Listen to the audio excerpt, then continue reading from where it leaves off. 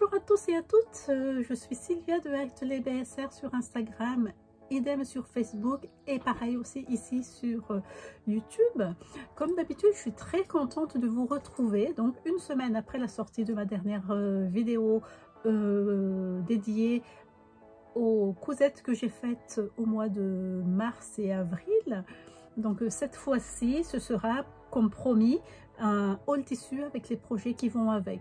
Mais tout d'abord, je tiens à je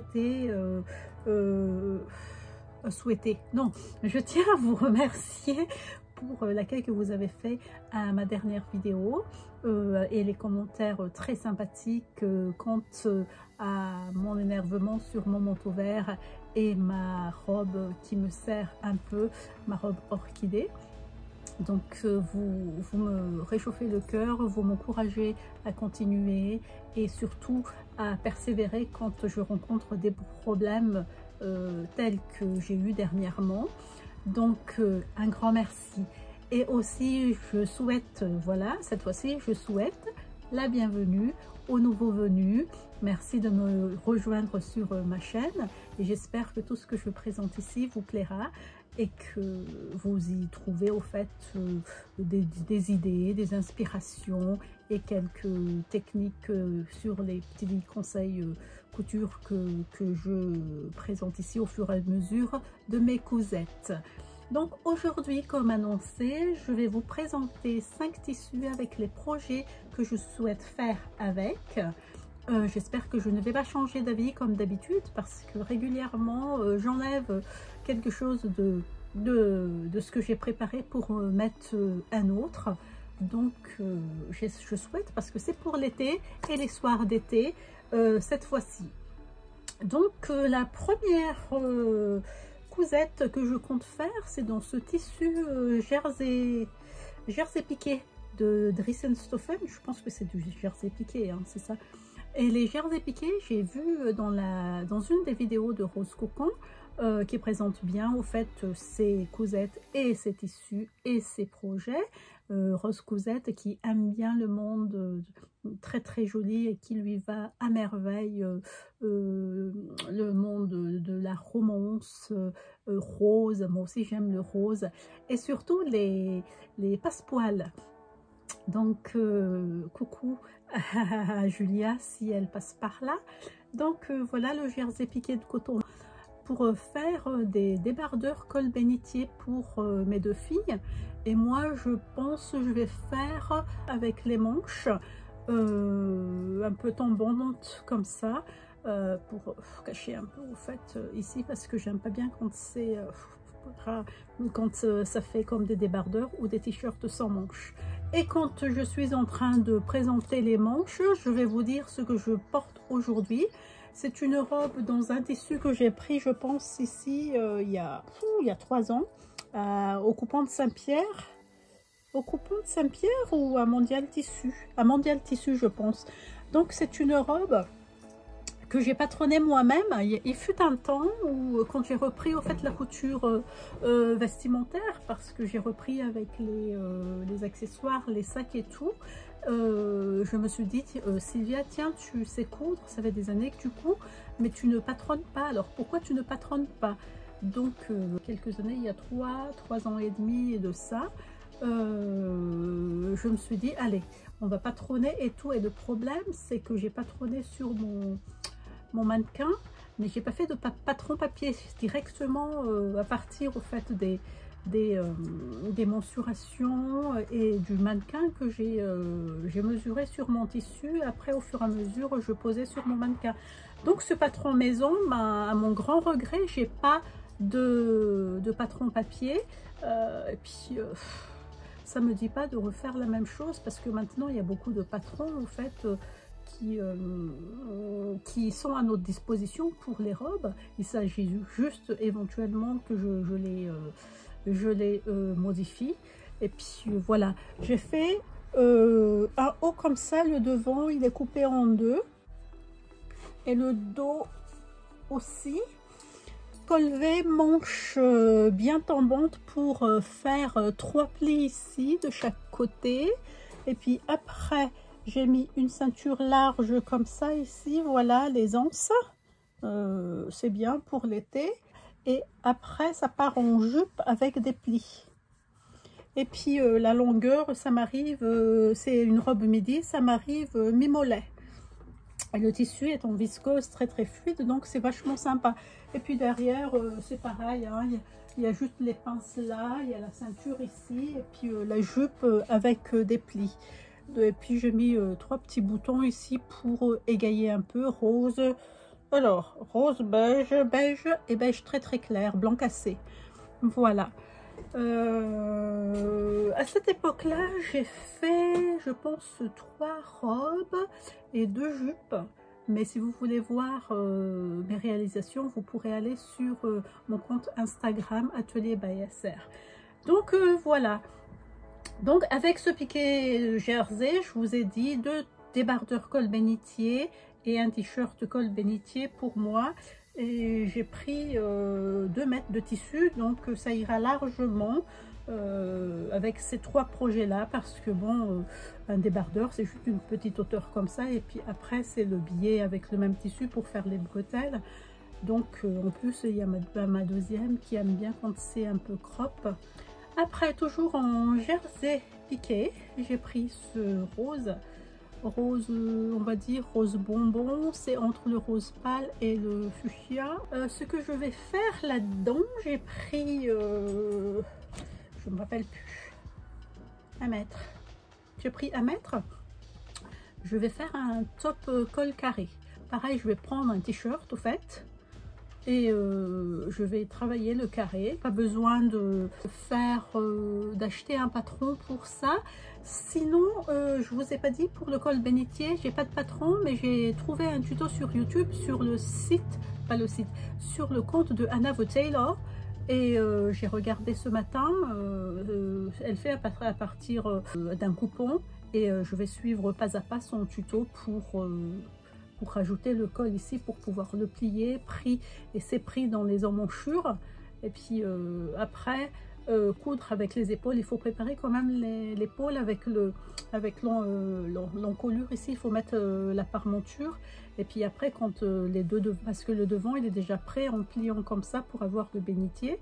C'est seulement quand les deux dos et devant sont préparés qu'on assemble par les épaules. Voilà. Donc ici, ce sera un top col carré. Je vais travailler l'encolure du t-shirt comme ça, et puis c'est simple, hein, on coupe, et puis après on prépare la parmenture carrée ici, et bien cranter dans les coins du carré pour pouvoir bien retourner très proprement. Vu que le tissu il est très fluide, je vais thermocoller légèrement avec un thermocollant fin pour que ça tienne bien. Et puis je vais sous-piquer, je ne vais pas piquer la parmenture, je vais tout simplement sous-piquer, je pense.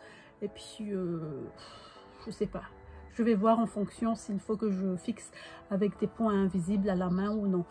Sinon, si vous ne vous sentez pas modifier un patron d'un haut simple, il y a la chaîne YouTube de Jupi qui propose un tuto là-dessus. Moi, je pense que je vais faire idem, puisque ce sera pour l'été, puisqu'on partira là où il va faire très chaud, des manches comme ça, comme pour mon top à col bénitier de tout à l'heure. Troisième projet, c'est toujours avec un jersey piqué vert comme ça. J'ai pris 3 mètres pour nous 3. Moi, je sais pas si je vais refaire un top col carré là-dedans. Et pour mes filles, col bénitier, je pense, parce qu'elles sont à fond là-dedans. 2, ça va me prendre 1 mètre. Il me restera 2 mètres. Donc, si j'arrive à placer une robe laitière, ou c'est moche hein, le mot robe laitière, ou un milkmaid dress, je vais pas faire partir ça en évasé, mais légèrement près du corps.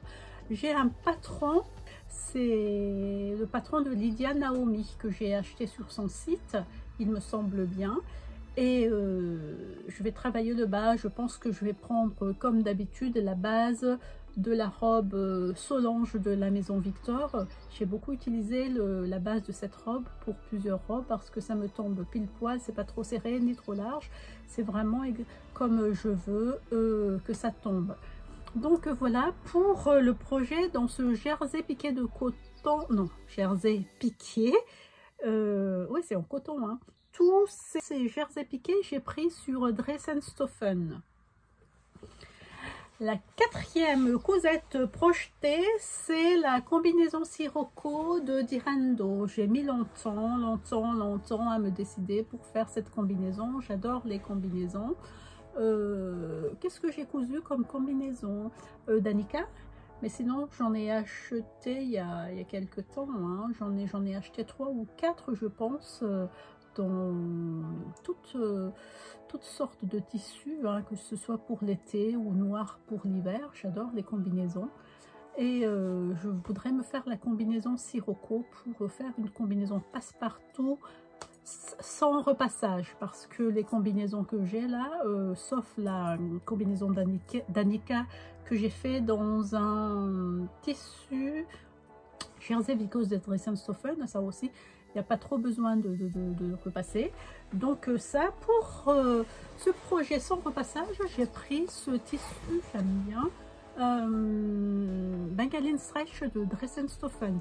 Alors le problème c'est que dans le sens de la largeur, ce n'est pas extensible, c'est dans le sens de la longueur. Donc je vais, comme il n'y a pas de motif précis, c'est pas grave, la grosse pivoine, non c'est pas une pivoine, je sais pas ce que c'est qu'on fleur, au lieu d'être couché comme ça, au lieu d'être debout comme ça, je voulais dire, voilà, comme ça, elle va être comme ci, donc ça ne me dérange pas du tout.